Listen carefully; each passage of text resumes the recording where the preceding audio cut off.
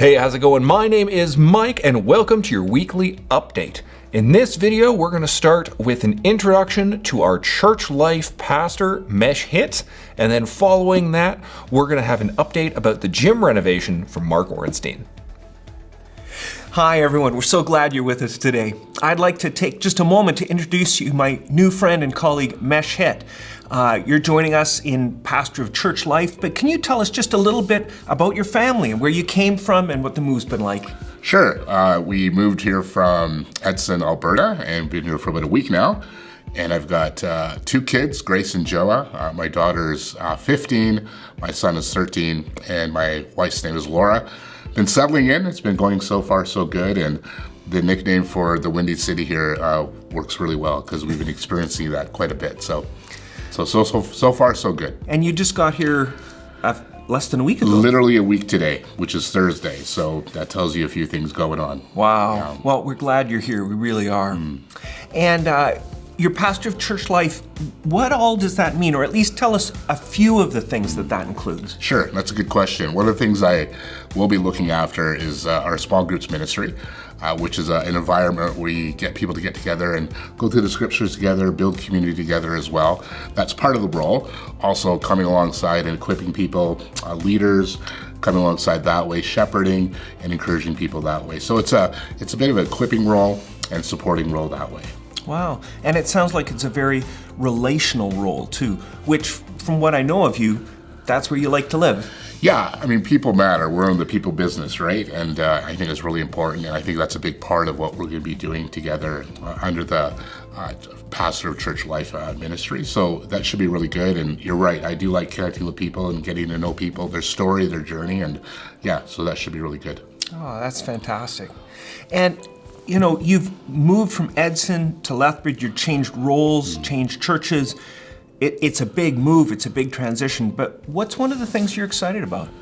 You know, I think coming to Lethbridge, one of the exciting things for my family, more opportunities for my kids and my family within the community, but also just a bigger team environment, working with other staff, and that's something I really am going to cherish quite a bit because we get to bounce ideas off each other, get to know each other, have some fun doing it as well, but also just part of that, and then just connecting with people and being able to hear their story, like I mentioned earlier, just what God's doing in their life, how they can grow in their faith, and encouraging people to spur others on as well. Yeah. All right on.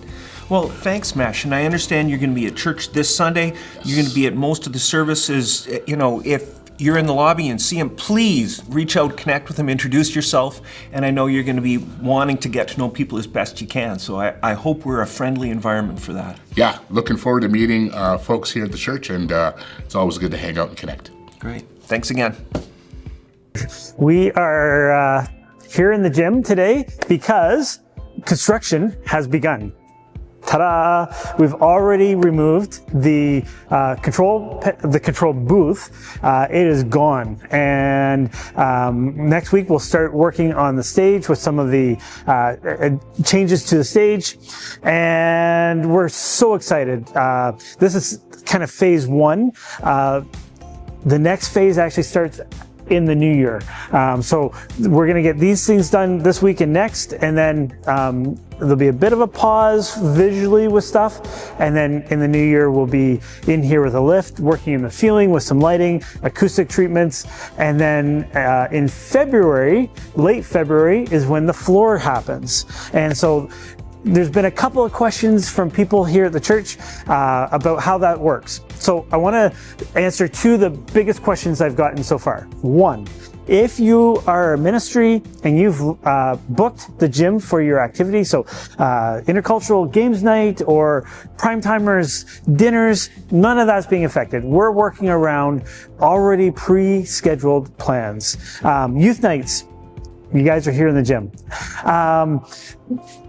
If you have not heard from us, keep going, keep making your plans.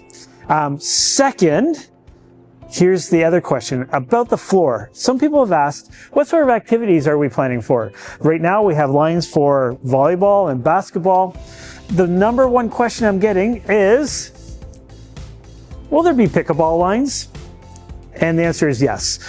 We recognize absolutely that pickleball is very popular, and lots of people are playing it and looking for other places to play. And so, yes, we will be working with the pickleball players here in our church to make sure you guys have a place to play as well. So that's the update.